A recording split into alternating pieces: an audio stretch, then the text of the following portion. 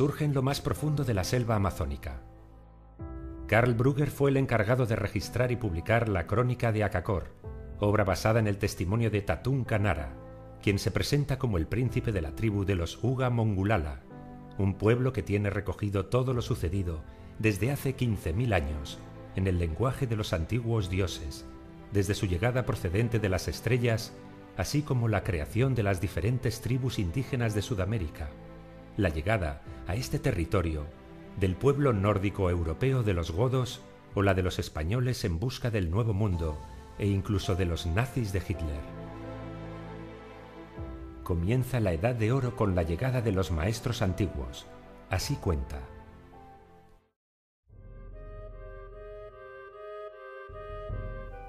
Tenían cuerpos agraciados y la piel blanca, sus notables rostros enmarcados por un fino pelo negro azulado.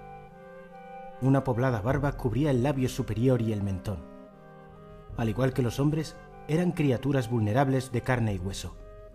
Pero el signo decisivo que distinguía a los padres antiguos de los hombres eran los 6 dedos en cada una de sus manos y los 6 dedos en cada uno de sus pies.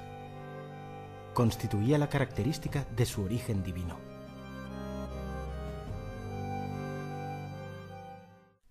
Los dioses escogieron a sus servidores para que vivieran con ellos y les transmitieron sus conocimientos, llegando a fundar la tribu de los Uga Mongulala, que se traduce como las tribus escogidas aliadas.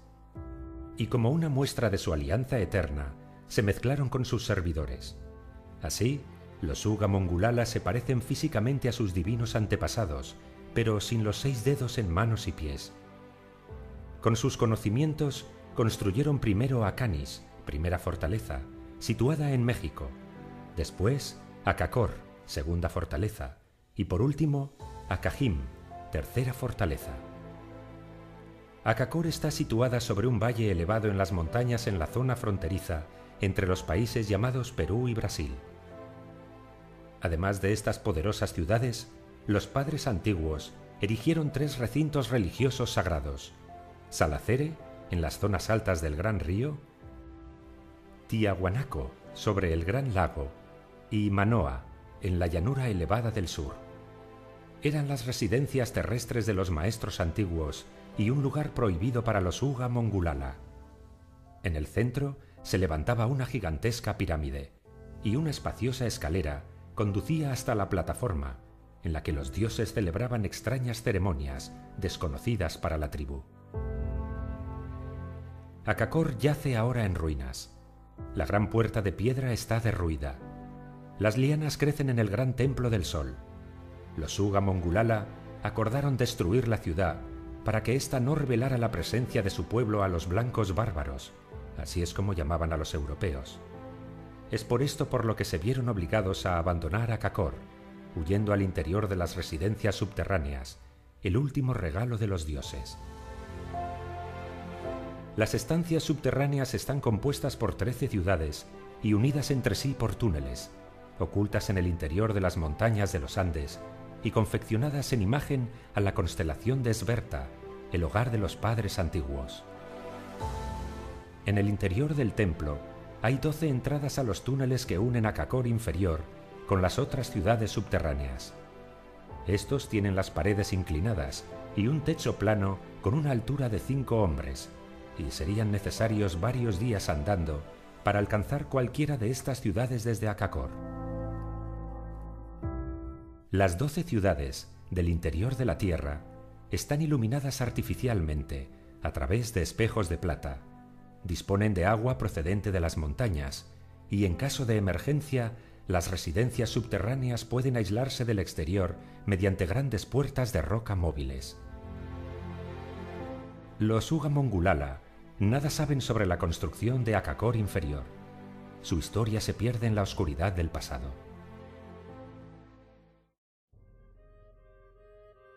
Y los dioses gobernaron desde Akakor. Tenían naves más rápidas que el vuelo de los pájaros, naves que llegaban a su punto de destino sin velas y sin remos, tanto por la noche como por el día. Tenían piedras mágicas para observar los lugares más alejados, de modo que podían ver ciudades, ríos, colinas y lagos. Cualquier hecho que ocurriera sobre la tierra o en el cielo quedaba reflejado en las piedras. Pero lo más maravilloso de todo eran las residencias subterráneas. Y los dioses se las entregaron a sus servidores escogidos como su último regalo. Porque los maestros antiguos son de la misma sangre y tienen el mismo padre. Pero llegó el día en que los dioses abandonaron a los Uga Mongulala. En ese momento comienza el año cero de la crónica de su pueblo y también un periodo de oscuridad. En el año 13, que corresponde al 10.468 a.C. de nuestra era, sobreviene la primera gran catástrofe, que afectó no solo a su pueblo, sino también a otras civilizaciones de todo el mundo. Y es recogido por muchas culturas. En algunas lo conocen como el diluvio. Lo que estaba abajo se puso arriba, y lo que estaba arriba se hundió en las profundidades. En este caso, el pueblo de los Uga Mongulala se refugió en las residencias inferiores, tal y como les ordenaron los dioses antes de su partida. Pero, ¿cómo sabían estos dioses qué acontecimientos sucederían en la Tierra? Los Uga Mongulala hablaban de otra raza, posiblemente extraterrestre, con la que estaban en guerra sus dioses. Nuestros sacerdotes dicen que en el periodo anterior a la hora cero existía otra nación de dioses que era hostil a nuestros maestros antiguos. Según las imágenes del gran templo del sol en Akakor, las extrañas criaturas parecían hombres, tenían mucho pelo y eran de piel rojiza. Como los hombres, tenían 5 dedos en las manos y 5 en los pies. Mas de sus espaldas crecían cabezas de serpientes, de tigres, de halcones y de otros animales. Según narran las crónicas de Akakor, después de esta catástrofe la estructura geológica del terreno cambió y los lugares sagrados de Salacere, Tiahuanaco y Manoa fueron destruidos por la furia terrible de los dioses. A esta primera catástrofe le siguió otra.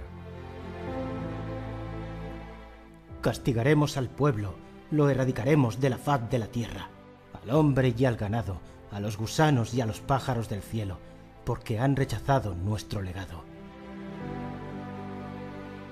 Los Uga Mongulala estaban al borde de la extinción a consecuencia de las guerras con otros pueblos, pero según narran sus escritos, los maestros antiguos regresaron.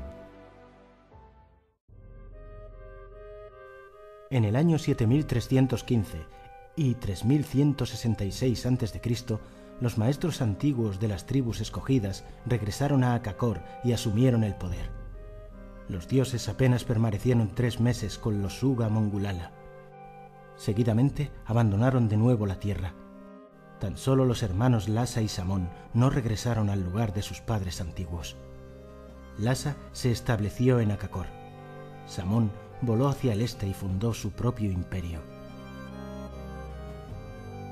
A menudo Lhasa estaba ausente con su disco volante, visitaba a su hermano Samón, volaba al poderoso imperio del este y llevaba consigo una extraña vasija que podía atravesar el agua y las montañas. Las crónicas no recogen exactamente dónde se asentó Samón. Lhasa era el hijo elegido por los dioses, y según cuentan nadie podía derrotarle ni matarle. Él fue quien reconstruyó el antiguo imperio e incluso lo amplió, ordenando la construcción de nuevas fortalezas, entre ellas Machu Picchu. También construyó la ciudad de Ofir, en la desembocadura del Amazonas, que estuvo comerciando con el imperio de Samón durante 2000 años. Durante los 300 años de su reinado, sentó las bases de un poderoso imperio. Luego regresó con los dioses. El siguiente hecho histórico tuvo lugar en el año 7951, 2470 a.C., cuando Viracocha, segundo hijo del rey Shinkaya, descendiente de Lhasa, quiso reclamar su poder y desafió las leyes de su pueblo para finalmente abandonarlo, fundando su propio imperio, el Imperio Inca, el cual bajo su mandato se convertiría en una gran potencia que llegó a amenazar a la tribu elegida.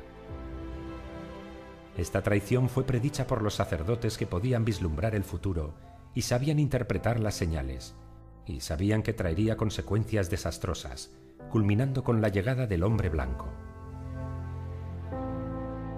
Los incas se extendieron sometiendo a muchas tribus y aumentando su territorio en perjuicio del pueblo escogido. Pero sucede un hecho determinante, la llegada de los godos, así es como ellos se hacían llamar, que provenían del imperio de Samón, hermano de Lhasa. Los godos sabían de la existencia de los Uga Mongulala porque en su tradición los conocían como su pueblo hermano. Según los relatos de los godos, también su historia tenía un origen divino. Muchos miles de años después, los godos se vieron forzados por el hambre y por las tribus hostiles a desplazarse hacia tierras extranjeras, y viajaron a las tierras de su pueblo hermano. Así fue como los godos llegaron al imperio de las tribus escogidas, y así fue como se establecieron en Akakor. Ahora existían 2 clanes más una solamente. No hubo ni peleas ni discordias. La paz reinaba entre ellos. No hubo ni violencia ni disputas. Sus corazones estaban apaciguados. No conocían ni la envidia ni los celos.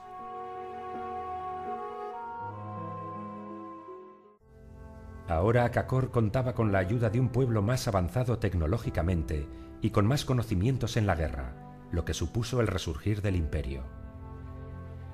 Así vivieron 1000 años de paz, firmada con los incas desde la llegada de los godos. Pero esta etapa se vio interrumpida con la llegada del hombre blanco. El hombre blanco, a partir de 1492, se extiende por América. La llegada de los españoles, hombres barbudos, causó alegría a los pueblos indígenas, creyendo que habían regresado los dioses después de 6000 años. Pero los sacerdotes, que conocen todas las cosas, que ven el futuro y para quienes nada permanece oculto, observaron signos ominosos en el cielo. Muy pronto se descubrió que las noticias sobre el retorno de nuestros maestros antiguos constituían un cruel error. Los Uga Mongulala se vieron obligados a retirarse a las ciudades subterráneas interiores, abandonando ciudades como la de Machu Picchu. Desde la llegada de los españoles, el pueblo indígena ha visto cómo su espacio exterior ha sido invadido por explotadores del caucho, buscadores de oro y todo tipo de saqueadores, lo que provocó constantes enfrentamientos con los Uga Mongulala. Hacia el año 1936, tras asaltar un asentamiento blanco, tomaron como prisionera a una monja alemana que pronto se ganaría los favores de la tribu y se casaría con el rey del pueblo. Esta mujer, viendo que el pueblo iba desapareciendo poco a poco, viajó a su país en busca de aliados, regresando a Akakor con representantes de la Alemania nazi, con los que firmaron una alianza, mediante la cual se les proveería de material de guerra y soldados para instruirles y así poder hacer frente a los blancos bárbaros. Los nazis no solo buscaban un aliado más que se sumara a su causa, también querían apropiarse de los conocimientos de los pueblos antiguos. Se sabe que a través de los departamentos secretos de la Alemania nazi, Hitler buscaba las entradas secretas al mundo subterráneo, además de tecnología antigua. Llegaron soldados alemanes entre 1941 y 45, fecha en la que alcanzaron la cifra de 2000. Pero al acabar la guerra, las comunicaciones se cortaron y los alemanes quedaron atrapados en Akakor. Estos pasaron a formar parte de la tribu, ya que no les podían dejar marchar por si revelaban la existencia de la ciudad oculta. Después de la Segunda Guerra Mundial, unas 30.000 personas vivían en las ciudades subterráneas. Algunas quedaron desiertas, llenas de objetos y de material de guerra. La luz artificial todavía iluminaba las 13 ciudades de los dioses.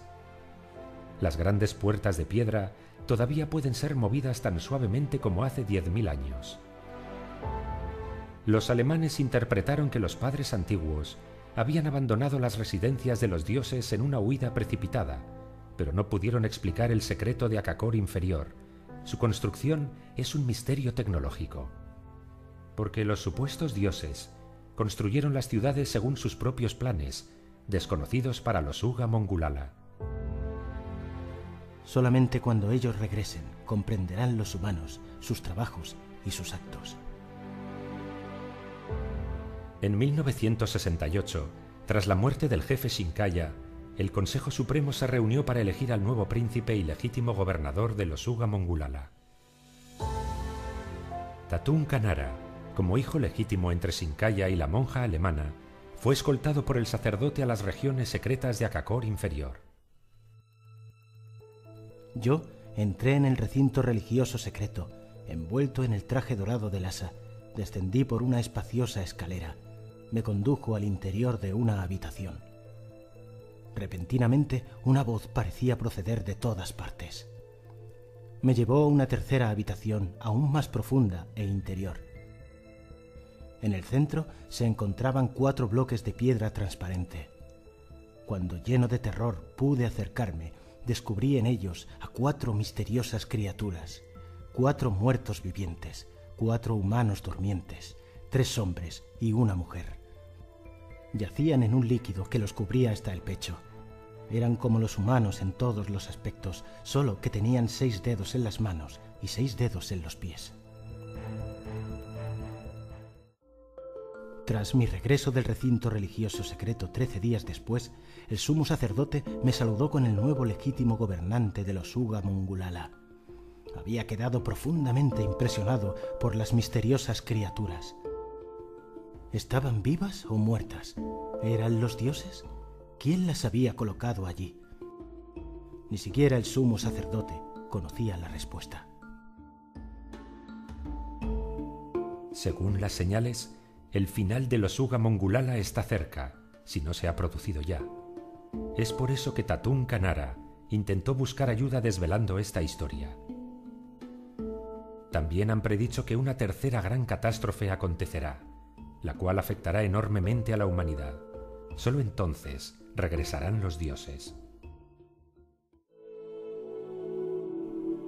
Y surgirá un nuevo mundo en el que los hombres, los animales y las plantas vivirán juntos en una unión sagrada. Entonces comenzará la nueva edad de oro.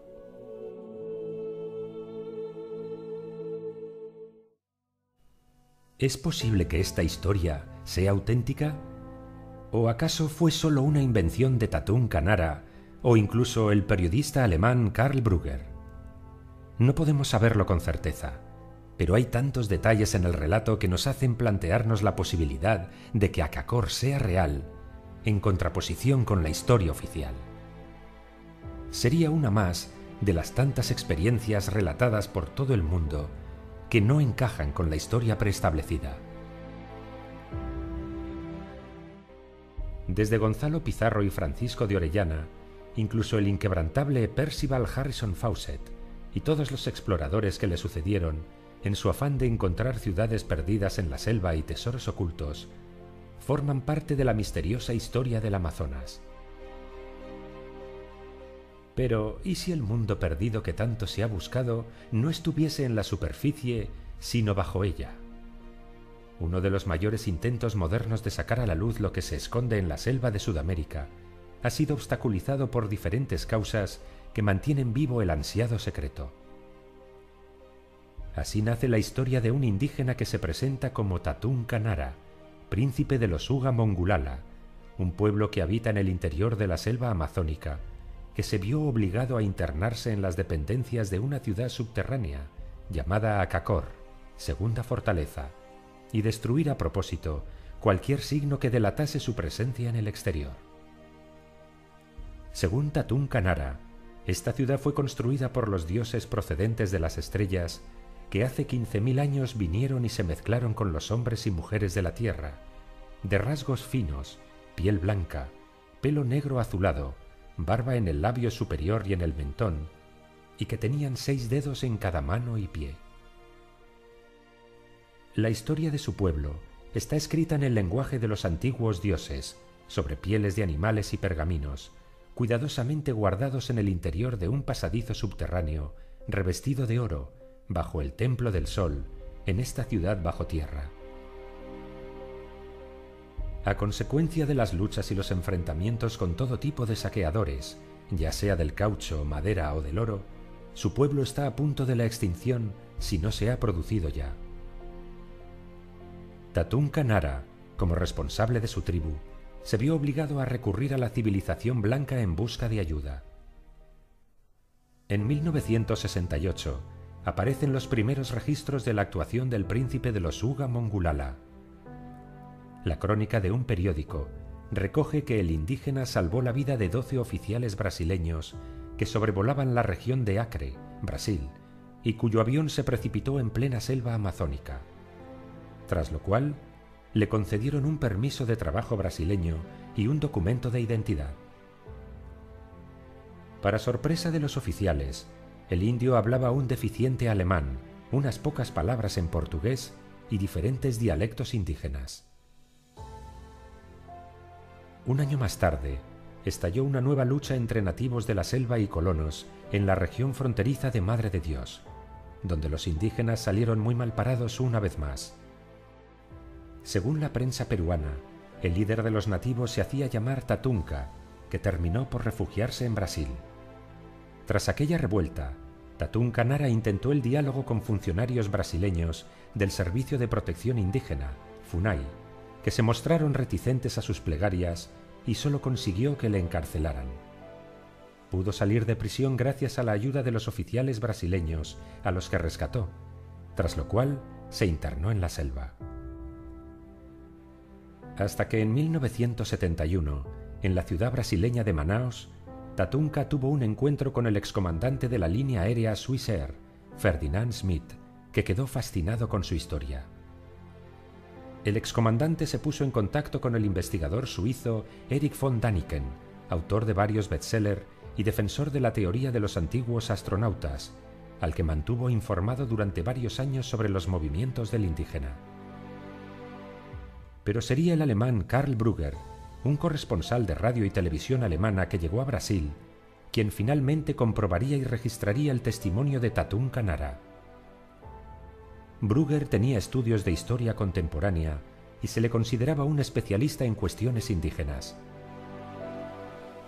Gracias a él, se conoce esta fascinante historia, recogida en su libro La Crónica de Acacor, una obra cuya publicación se censuró en Brasil y algunos países de habla hispana, en la que narra el increíble testimonio del caudillo indígena, que, de ser cierto, sería uno de los mayores secretos ocultados al mundo.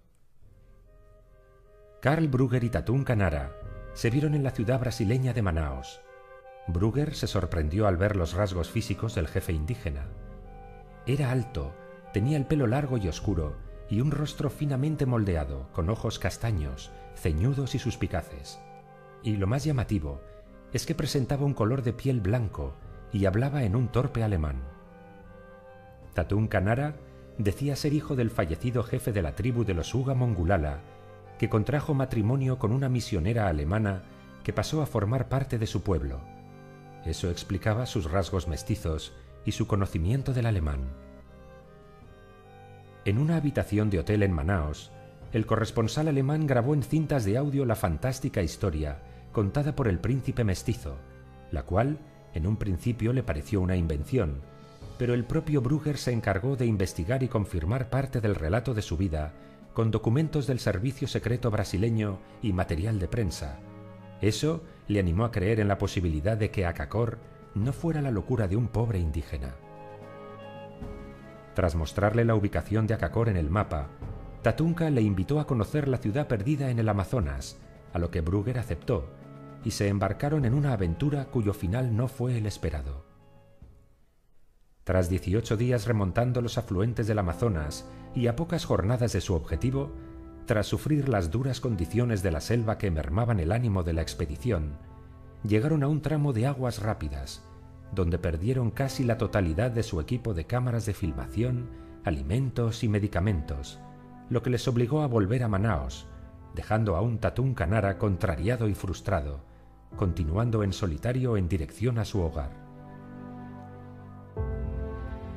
Después de este fracaso, le tocó el turno a Erich von Däniken, quien no se había olvidado de esta increíble historia. Y a través de Ferdinand Smith, siguió en contacto con Tatunka Nara, al que en el año 77 pidió pruebas sólidas que confirmasen la veracidad de sus relatos. Däniken tenía intención de financiar una expedición, pero antes quería asegurarse de que no se encontraba ante un engaño. El mestizo, entre otras cosas, le habló de un objeto misterioso que había sido entregado a los sacerdotes por los dioses venidos del cielo en una nave brillante.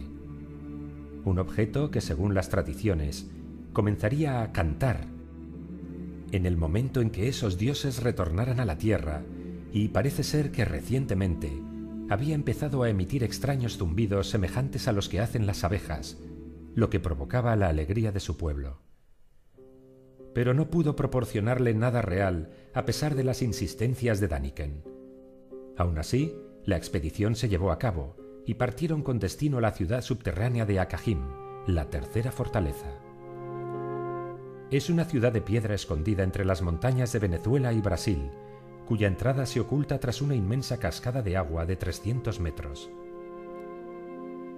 El mestizo pudo revelar estos datos porque Akajim permanece en ruinas desde hace 400 años. Cuando la expedición estaba a poca distancia de su objetivo, al renombrado arqueólogo y expedicionario que acompañaba al grupo por orden del gobierno brasileño, llamado R. Pires Brandão, se le disparó su arma de fuego hiriéndole en un brazo, acabando con las expectativas de descubrir la ciudad. Según parece, Brandão se autolesionó a propósito. Por lo visto tenía órdenes del propio gobierno brasileño de boicotear la expedición cuando estuviesen cerca, algo que Däniken denunció públicamente. Tuvieron que regresar justamente cuando avistaron lo que parecían formaciones piramidales cubiertas por una frondosa vegetación a tan solo 2 días a pie de Akajim. Erik von Däniken, sin darse por vencido, organizó una nueva expedición, esta vez encabezada por Smith y guiado de nuevo por Tatún Canara. Pudo fotografiar 3 pirámides junto a una cadena montañosa. Al parecer, se trataba de Akajim. Se encontraban a muy poca distancia de la ciudad cuando alcanzaron la entrada, situada detrás de una catarata, y a su encuentro salió un indígena, al que Tatún Canara identificó llamándole Ramos, y ambos se abrazaron, mostrando un reconocimiento mutuo. Ramos lucía un largo cabello negro, piel oscura y ojos verdes. Ramos era el jefe de los guerreros de los Uga Mongulala, quien esperaba reunirse con Däniken, pero el suizo esta vez no participó activamente en la expedición.